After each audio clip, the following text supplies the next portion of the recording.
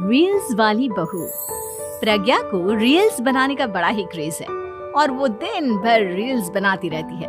खाते पीते घूमते फिरते घर में कॉलेज में रील्स बनाने के कारण प्रज्ञा पूरे कॉलेज में हाईलाइटेड है। जहां उसकी रील्स सभी को पसंद आते हैं, वहीं मनीषा चिंता में डूबी रहती है। एक रोज जब खाते हुए प्रज्ञा रील्स बना रही होती है, तब मनीषा कहती है, 1 मिनट भी चैन नहीं है इस लड़की को।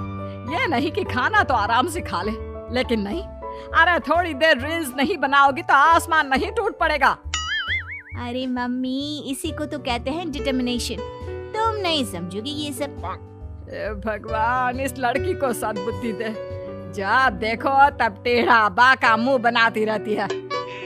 मनीषा की बात का प्रज्ञा पर जरा भी असर नहीं होता और वो खाते खाते रील्स बनाती रहती है। दिन बीतने लगते हैं और देखते देखते प्रज्ञा का कॉलेज भी खत्म हो जाता है।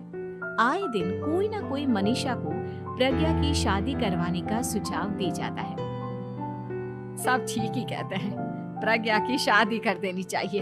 अपने घर के काम काज में व्यस्त हो जाएगी तो खुद ही ये रील्स और नाच गाना बंद हो जाएगा। मनीषा और प्रेम प्रज्ञा के लिए एक अच्छा लड़का ढूंढने लगते हैं और तभी विकी का रिश्ता प्रज्ञा के लिए आता है, जिसने प्रज्ञा को उसकी रील्स देखकर पसंद कर लिया था। अगले दिन विकी अपने माता पिता के साथ प्रज्ञा के घर पहुंच जाता है और प्रज्ञा साड़ी पहने हाथों में चाय की ट्रे लिए उनके सामने आती है। जब विकी को पसंद है तो हमें भी बहू पसंद है। बहन जी, आप बारात की तैयारी कीजिए। एक बार लड़का लड़की अकेले में बात कर ले तो अच्छा रहेगा। हाँ हाँ, क्यों नहीं। मनीषा विकी को प्रज्ञा के कमरे में भेजती है, जहां प्रज्ञा पहले से ही रील्स बना रही होती है। तभी विकी कहता है, आ गए आपके साजन जी। हमारे साथ ये रील्स कंप्लीट करती तो और भी अच्छा रहता। अच्छा जी, अब आ ही गए हैं तो बना ही लेती हूँ आपके साथ।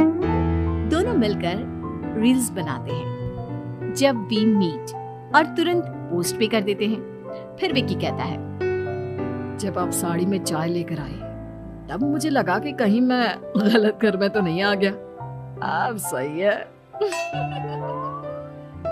दोनों की शादी पक्की हो जाती है और शादी के दिन भी प्रज्ञा रील्स बनाने से चूकती नहीं। यहाँ तक कि बारात के समय भी नाचते हुए रील्स बनाती है। सभी लोग प्रज्ञा की तारीफ के पुल बांध देते हैं और प्रज्ञा नाचती गाती अपने ससुराल चली जाती है। सब कुछ अच्छा चल रहा होता है। प्रज्ञा यहाँ भी दिन भर हर चीज की रील्स बनाती रहती है। लेकिन कुछ दिनों के बाद जब सुनीता कहती है, बहू, ये रील्स के साथ साथ कुछ काम भी कर लिया करो। वैसे तुझे और क्या क्या बनाना आता है? मम्मी जी, वैसे तो सब कहते हैं कि मैं सब कुछ अच्छा बनाती हूँ, लेकिन मुझे लगता है कि मैं मैगी अच्छा बना लेती हूँ। हाँ, कॉफी भी अच्छा बना लेती हूँ और मुंह तो सबसे अच्छा बना लेती हूँ। अच्छा अच्छा। सुनीता अपना माथा पकड़ लेती है और कहती है, बहू, कुछ खाना बनाना भी सीख लेती।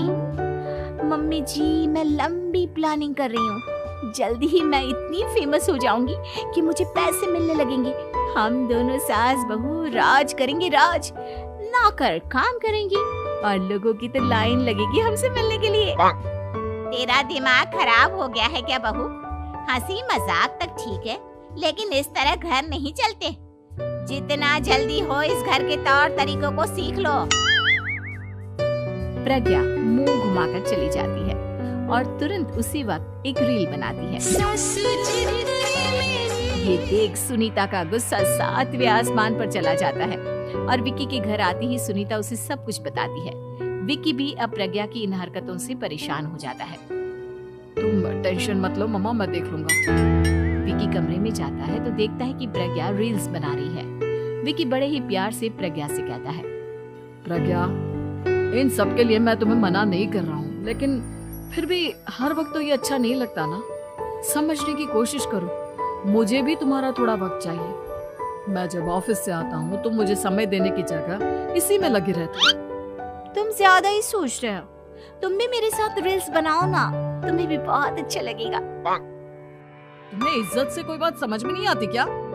दिमाग खराब हो गया है तुम्हारा इस चकाचौंध से। अगर तुमने अपना रवैया नहीं बदला तो मैं तुमसे दूर चला जाऊंगा। तुम ही रिश्ता लेकर आए थे, मुझे लड़कों की कमी नहीं थी और ना आज है। विकी दरवाजा पटक कर चला जाता है। धीरे धीरे विकी प्रज्ञा से दूर होता जाता है। एक रोज मनीषा प्रज्ञा के ससुराल उससे मिलने जाती है। तब सुनीता उससे कहती है, बहन जी, अब आई हैं तो कुछ दिन यहाँ रहकर जाइएगा, आप ही का घर है। हाँ मम्मी, बहुत दिन हो गए तुम्हारे साथ एक भी रील नहीं बनाई मैंने। प्रज्ञा तुरंत अपने फोन में रील्स ऑन कर लेती है। ये सब मुझसे नहीं होगा। तेरा ये भूत अभी तक नहीं उतरा क्या? बहन जी, आप कुछ कहती नहीं क्या इसे? जब आप ही कुछ नहीं कर पाई तो मैं कर ही क्या सकती हूँ। सास तो वैसी ही बदनाम है। शाम को घर की लाइट चली जाती है और मनीषा प्रज्ञा से कहती है, मेरे घुटनों में बहुत दर्द हो रहा है, तू लाइट का कुछ इंतजाम करना बेटा। अच्छा, कैंडल जला देती हूँ मम्मा। प्रज्ञा गाते हुए कैंडल जलाती है और खिड़की के पर्दे के पास रख देती है। मनीषा, जिसे बहुत दर्द हो रहा है, वो सो जाती है और प्रज्ञा हमेशा की तरह अपनी रील्स में लग जाती है। उधर कैंडल की वजह से पर्दा आग पकड़ लेता है और मनीषा के कमरे में आग लग जाती है। बचाओ, कोई है, बचाओ। सभी भागते हैं और विकी कमरे की आग बुझाने में लग जाता है, लेकिन तब तक मनीषा आधी जल चुकी थी। मनीषा की हालत देख प्रज्ञा रोने लगती है। विकी मनीषा को तुरंत हॉस्पिटल ले जाता है और उसे एडमिट कराता है। विकी प्रज्ञा से कहता है, देख लिया ना, तुम्हारे इस नाच गाने की वजह से आज तुम्हारी माँ की जान जाते जाते रह गई। अब पता नहीं तुम और क्या चाहती हो। उधर डॉक्टर कहते हैं, इनकी हालत बहुत नाजुक है, आधे से ज्यादा जल चुकी है।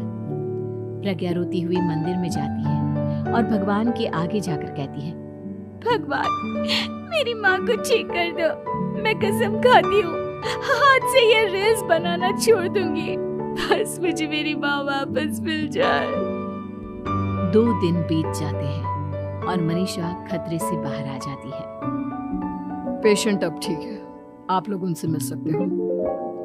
सब कोई मनीषा से मिलता है और प्रज्ञा सबके सामने अपना फोन तोड़ देती है। मुझे माफ कर दो मम्मा, मैंने तुम लोगों की बातों को नजरअंदाज किया।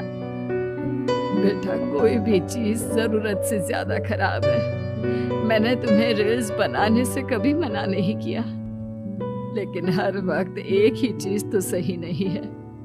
मैं समझ गई हूँ मम्मा, आई एम सॉरी। प्रज्ञा उस दिन से रील्स बनाना छोड़ देती है और पूरी तरह से अपने घर में लग जाती है।